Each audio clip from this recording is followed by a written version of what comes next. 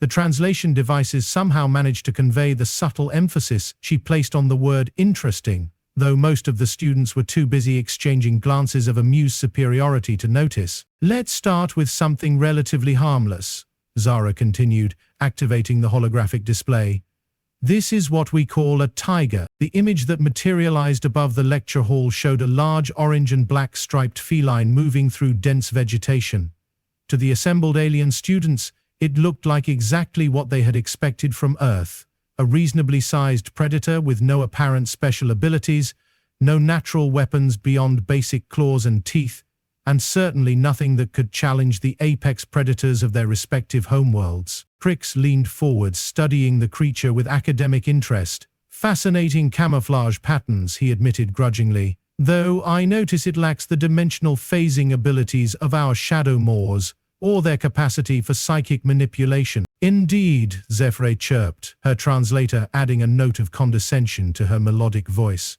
And it appears to be entirely terrestrial. Our crystal bears can scale vertical surfaces and glide between peaks. This tiger seems limited to ground-level hunting. Vex 9 clicked his mandibles in what his species considered polite dismissal. No acid production, no natural armor, no burrowing capabilities. I assume it hunts the smaller herbivores of your world. Gornik simply rumbled, a sound that his translator rendered as skeptical amusement. Zara's smile widened slightly. Oh, tigers are quite versatile hunters. They're known for taking down prey much larger than themselves. Would you like to see some hunting footage? Before anyone could respond with what would undoubtedly have been more polite dismissal, the holographic display shifted to show a tiger in motion. The creature moved with fluid grace through water, its powerful limbs propelling it across a river with surprising speed. Wait, Crix said, his voice suddenly losing its academic detachment. Did that creature just swim? Tigers are excellent swimmers, Zara confirmed cheerfully. They often hunt in water. They're also remarkable climbers, can leap horizontally up to 30 feet, and have been known to drag prey twice their body weight up into trees. The lecture hall fell silent for a moment, as the implications of this information settled over the assembled students like a particularly uncomfortable blanket. Zephys was the first to recover. Surely you exaggerate. No terrestrial predator could possess such diverse locomotive abilities without sacrificing efficiency in other areas. Oh, but that's just the beginning, Zara said, her tone remaining conversational. Tigers are also incredibly intelligent hunters. They've been observed using tools, setting traps, and even mimicking the calls of other animals to lure prey. The holographic display shifted again, showing a tiger stalking through tall grass with movements so fluid and silent that it seemed to be part of the environment itself. The creature's eyes were fixed on something beyond the display's range, with an intensity that made several students unconsciously shift in their seats. It was then that Crix made a connection that would haunt him for the rest of his academic career. The movement pattern, the hunting posture, the way the tiger seemed to blend with its environment while maintaining perfect focus on its target. It was eerily familiar. Excuse me, Crix said, his voice carrying a note of urgency that made his translator add stress markers. This tiger, what does it typically hunt? Oh, all sorts of things, Zara replied with the casual tone of someone discussing the weather. Deer, wild boar, water buffalo, bears, crocodiles, leopards, even other tigers when territory disputes arise. The word bears hit the lecture hall like a small explosion. Gornik, who had been lounging in his reinforced chair with the confidence of a being whose species had never encountered a threat they couldn't outlast, suddenly sat up straighter. Did you say bears? He rumbled, his translator adding notes of concern. Certainly. Tigers regularly hunt various bear species, sloth bears, sun bears, even brown bears and black bears. They're remarkably efficient at it, too. Zephys made a sound that her translator rendered as distressed chirping. But surely these bears are much smaller than our crystal bears? How large do Earth bears grow? Zara consulted her data tablet with the air of someone who had done this research many times before. Well, our largest bears can reach up to 12 feet tall and weigh over 1,500 pounds. But tigers have been documented successfully hunting bears of all sizes. The silence that followed this revelation was profound. Each student was rapidly calculating the implications of this information, and arriving at conclusions that made their respective species' evolutionary pride somewhat difficult to maintain. Crix was the first to voice what they were all thinking. The shadow moors of Vorthak Prime, he said slowly, are primarily ambush predators that rely on dimensional phasing and psychic manipulation to disorient prey before attacking. Yes, Zephys chirped nervously, and our crystal bears use their climbing abilities and gliding to escape ground-based threats. The tunnel worms of Rigel, Dex 9 added, his mandibles clicking rapidly, are formidable because of their acid production and their ability to attack from underground burrows. Gornok's rumble was distinctly less confident than before. And our metal-hudge behemoths are nearly invulnerable due to their armored skin and massive size. Fascinating, Zara said, genuinely interested. It sounds like your apex predators have each specialized in avoiding direct confrontation through various means. Tigers, on the other hand, are what we call obligate carnivores. They've evolved specifically to hunt and kill other predators. She activated the holographic display again, this time showing a tiger moving through dense undergrowth with the patient, methodical precision of a creature that had never encountered a prey animal it couldn't kill. Tigers are ambush predators, but they're also pursuit predators. They can track prey for miles, swim across rivers, climb trees, and when they finally attack, they do so with enough force to break the neck of animals much larger than themselves. The display shifted to show a tiger's jaw structure, highlighting the massive canine teeth and the crushing power of the bite. A tiger's bite force is approximately 1,000 pounds per square inch, delivered through canine teeth that can be up to 3 inches long. They kill by crushing the throat or severing the spinal cord. Crix was rapidly accessing his species' historical databases through his neural interface, and what he found there made his 6 arms tremble simultaneously. The shadow moors that had terrorized Vorthak's civilization for millennia, forcing his people to develop their shadow dimension technology just to survive, were ambush predators that relied on their prey being unable to see them coming. But tigers, according to the data Zara was presenting, were ambush predators that could also pursue, climb, swim, and adapt their hunting strategies in real time. A shadow moor's psychic manipulation abilities would be useless against a predator that could track by scent, and their dimensional phasing would provide no advantage against a hunter that could pursue them across any terrain. The shadow moors, Crix whispered, his translator adding notes of existential dread, would be prey animals on Earth. This statement hung in the air like a particularly toxic gas cloud. Zephys was accessing her own species' databases and arriving at equally disturbing conclusions. Crystal bears might be able to climb and glide, but tigers could climb faster and jump farther. The massive claws that crystal bears use to scale cliff faces would be useless against a predator that could simply leap onto their backs from above.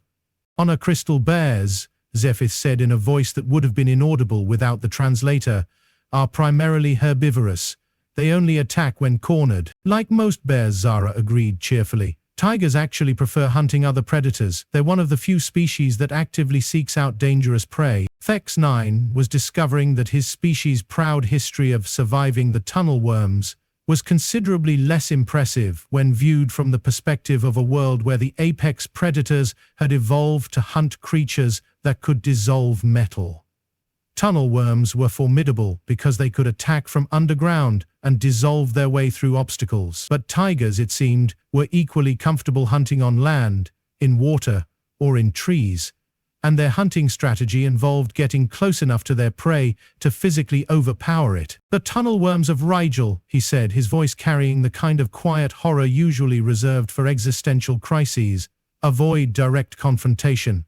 They rely on their acid to weaken prey before engaging." "Tigers prefer direct confrontation," Zara said with the casual tone of someone discussing her favorite hobby. "They're what we call perfect predators. They've evolved to be stronger, faster, more intelligent, and more adaptable than anything they hunt." Gornok was having the most difficulty processing this information. The metal-hard behemoths of his homeworld were legendary for their invulnerability.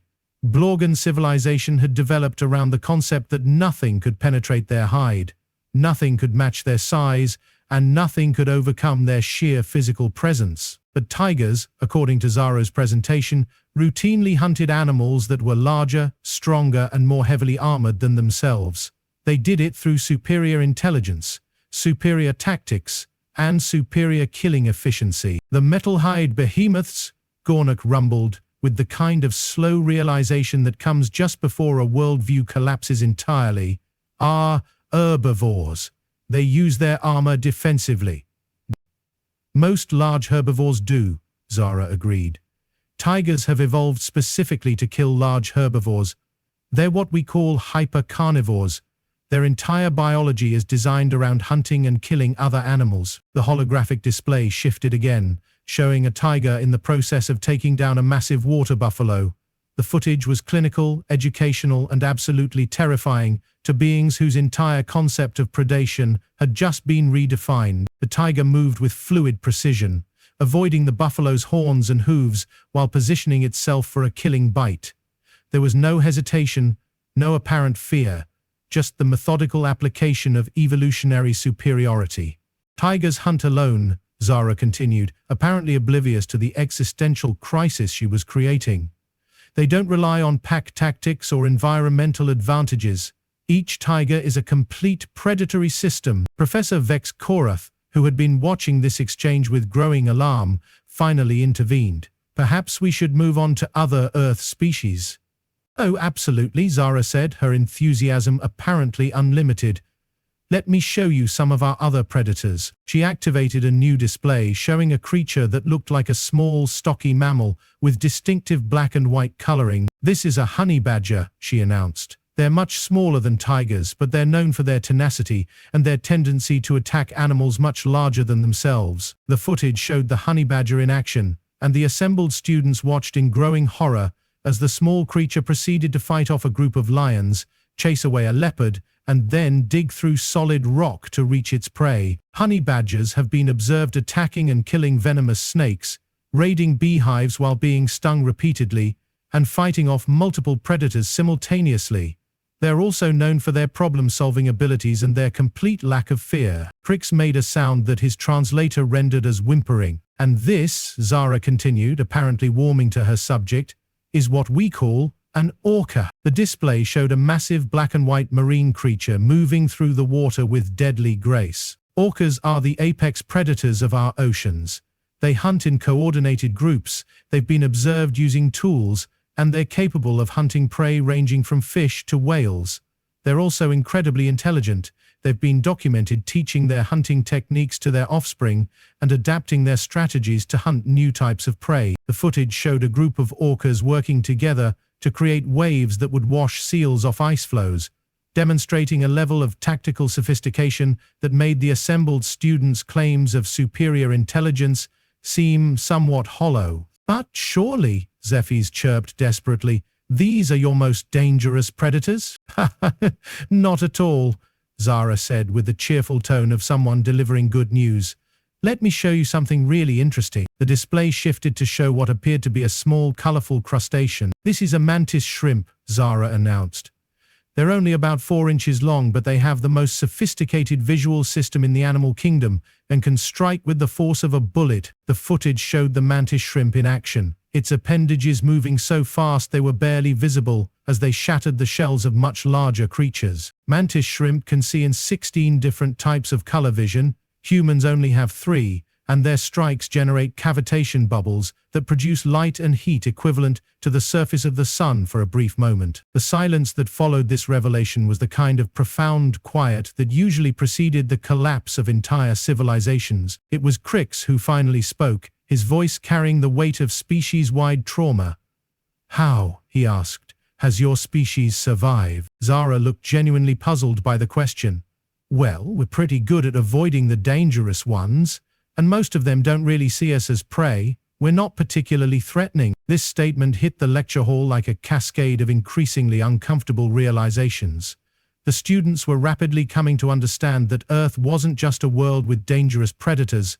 It was a world where the apex predators were so efficient that they had created an ecosystem where even more efficient predators could evolve. And humans, according to Zara, were considered non-threatening by creatures that could apparently hunt and kill, the legendary apex predators of 47 different worlds. Professor Vex Korath was accessing the Galactic databases through her neural interface, cross-referencing Earth's predator classifications with the known threat assessments of various worlds. What she found there made her scales shift to the pale blue of academic panic. According to the Galactic classification system, she said slowly, Earth is listed as a Class 3 biosphere with moderate predatory diversity. That's right, Zora agreed. We're classified as relatively safe for interspecies contact. The implications of this statement rippled through the lecture hall like a shockwave. If Earth was classified as relatively safe, and Earth's predators could apparently hunt and kill the apex predators of worlds classified as extremely dangerous, then the entire galactic threat assessment system was not just wrong, it was catastrophically, hilariously wrong. Gornuk was the first to reach the logical conclusion. We need to contact our homeworld governments, he rumbled, his translator adding notes of urgency. Immediately, Vex9 agreed, his mandibles clicking in rapid patterns that suggested barely controlled panic. Within minutes, the lecture hall had emptied as students rushed to send emergency communications to their respective worlds. The content of these communications was remarkably similar across all 47 species. Earth's threat classification needed to be immediately revised, the exchange program needed to be suspended pending further review, and under no circumstances should anyone consider Earth's predators harmless. Zara remained in the empty lecture hall, reviewing her notes with the satisfaction of someone who had just delivered a particularly successful presentation. She was genuinely pleased that the students had seemed so interested in Earth's wildlife, though she was somewhat puzzled by their sudden departure. Professor Vex Karath approached her with the careful movements of someone who had just discovered they were standing in a minefield. Coordinator Chen, she said, her translator adding formal politeness markers, I believe there may have been some miscommunication in our threat assessment protocols. Oh, Zarla looked up from her notes. Was there something unclear about the presentation? Not unclear, no. Perhaps too clear. Tell me, what do humans consider to be Earth's most dangerous predators? Zara thought for a moment. Well, that depends on how you define dangerous.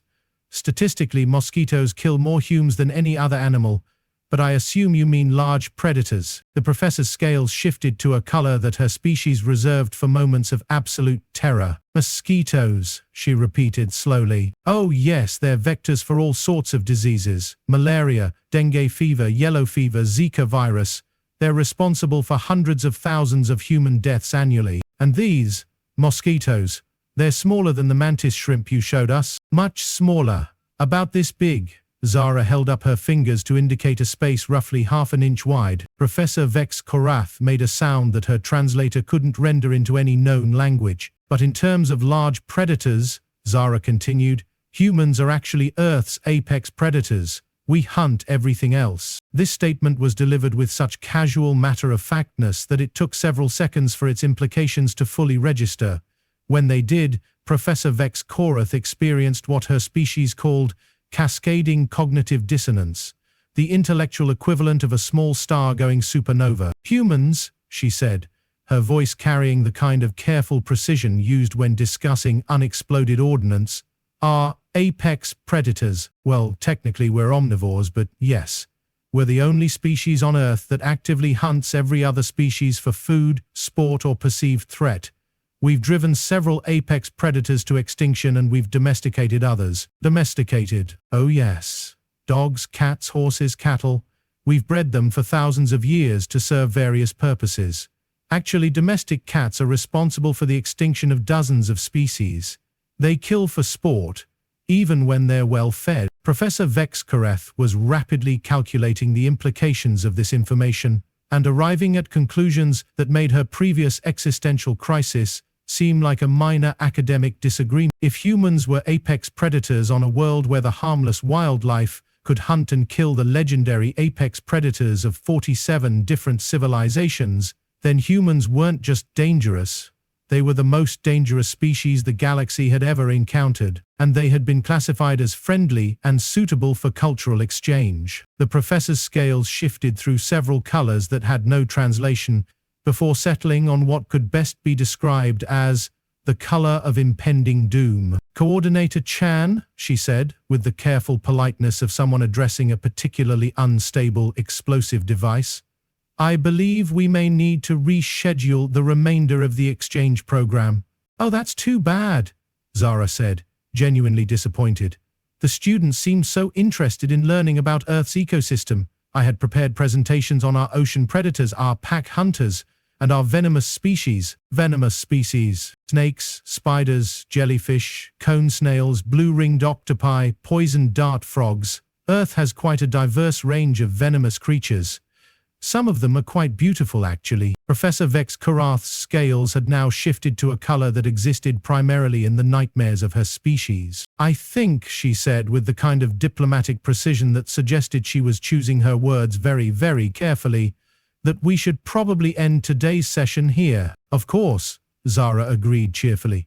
Thank you for your interest in Earth's wildlife. I hope the students found it educational. As Professor Vex Karath escorted Zara from the lecture hall, she was already composing emergency communications to the Galactic Council. The exchange program would be suspended immediately.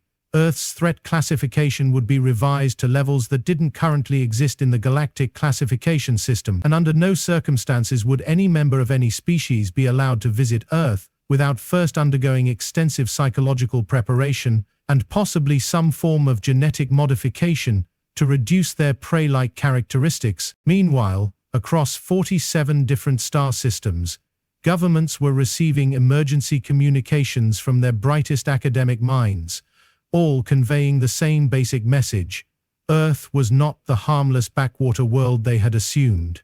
It was a death world, populated by apex predators who considered creatures that could hunt their legendary apex predators to be relatively harmless wildlife. And the humans, who lived on this death world and considered it home, were apparently the most dangerous predators of all. The irony of the situation was not lost on the various governmental officials who received these communications.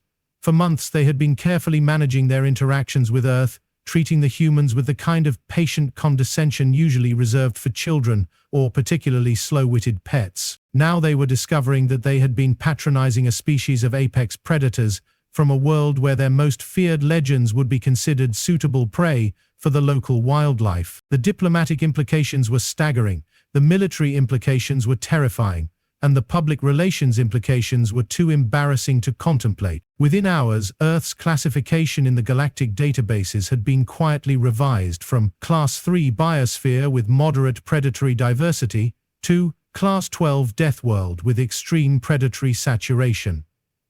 The exchange program was indefinitely suspended pending the development of new safety protocols that didn't currently exist in galactic law, and somewhere in the vast bureaucracy of the Galactic Council, a small note was added to Earth's file. Recommend extreme caution in all future interactions. Humans consider their planet safe and their wildlife harmless. This level of threat assessment disparity suggests cognitive adaptation to extreme predatory pressure.